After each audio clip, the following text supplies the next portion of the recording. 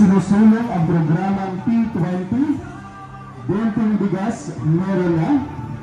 Ito ang utos at ang gusto ng presidente natin na si Ferdinand Bongbong Marcos na ma-implement natin to as soon as possible in the speediest time possible.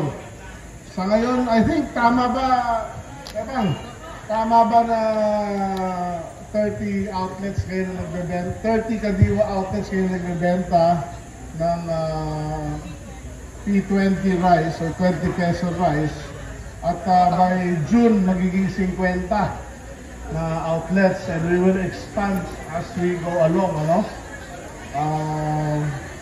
Meron lang tayo nakikita sa meeting namin kahapon na logistical challenges, but we are addressing it, and we are fixing the system as we go along, no? So please bear with us while there might be some hiccups na sinasabi.